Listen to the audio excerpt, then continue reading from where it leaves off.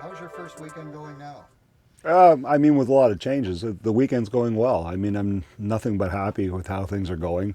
I mean, we've had to implement a lot of different things for COVID, and with masks and sanitizers, and like everybody else. But we implemented a lot of rules to our riders, which they're not accustomed to. How we're operating, different ways to approach, the tech or to approach registration, or myself even, and how they got to park in the paddock. To give distancing and all that kind of thing. But these are the agreements that we made with the government in order to operate. So we have to live by it. And then the riders have been amazing. They've really been amazing. They've stepped up.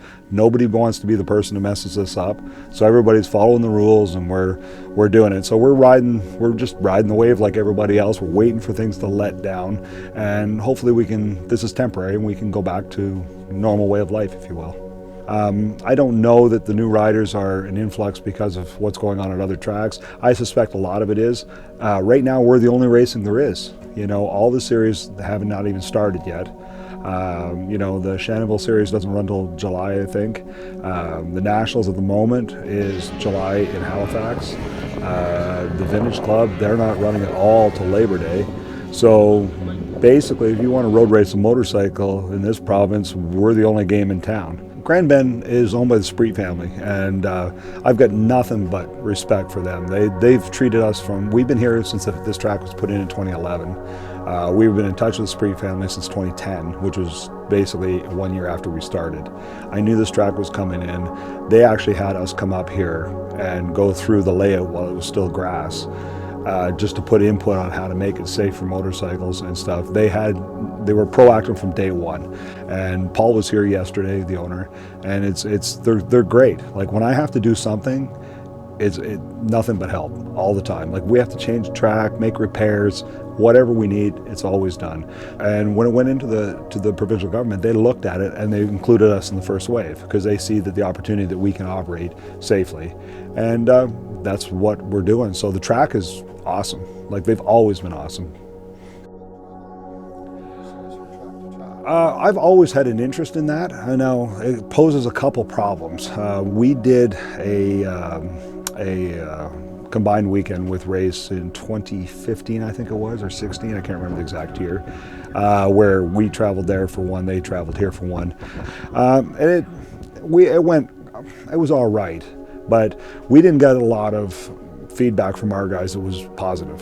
They didn't enjoy the track. That was the primary reason. The track was very rough, and they didn't enjoy the track. And so we never pursued it beyond that, and then now the track's been sold and there's new people involved. So I don't know if that'll ever play out. I've always liked to do it. We don't really have any other place to go at the moment, That's one of the reasons why I love this. This is a perfect club track. I mean, it's nondescript. It's never going to be a Laguna Seca. That's not its design. But as a club operator, it's amazing because I don't have to put a single hay bale. We don't even have hay bales. There's not a single thing to hit out there. No matter what corner you come off, there is nothing to hit. So as an organizer, that's amazing. And it's perfect club track. It really, truly is. We started by thinking of all the crap that we hated about racing, and we're just not doing that. Why don't we start a series on the West End and just do it our own way? And that's what we do. That's how SOAR came together. There's a school Friday that we do every round. Like when I was racing, and you guys can probably have the same problem, something would happen on the track and they were running late. It's like, oh, your 8-lap race is now 6, and then it's 4, right? We always hated that. We do not shorten races here, ever. If we're out here till 10 o'clock at night, then that's what it'll be. We do not shorten races because it annoyed the hell out of us, right? The motto of the organization is we won't say no unless we absolutely have to.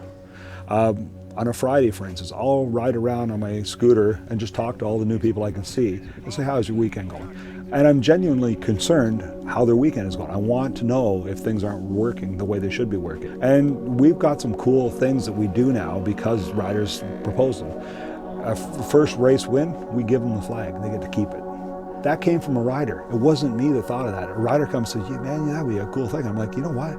It costs next to nothing and it's special, right? So it means something. You know, everybody comes up all the time, oh, hey, thanks for doing this.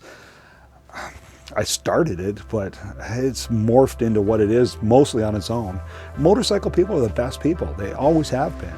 You know, my friend said it best. He goes, of every person in my life, he says 80% of the people that are motorcycle people are the closest people in my life.